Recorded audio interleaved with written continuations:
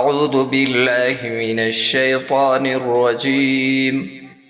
بسم الله الرحمن الرحيم فقال الملأ الذين كفروا من قومه ما نراك إلا بشرا مثلنا وما نراك اتبعك إلا الذين هم أراذلنا بادي الرأي وما نرى لكم علينا من فضل بل نظنكم كاذبين صدق الله العظيم والسلام عليكم ورحمة الله وبركاته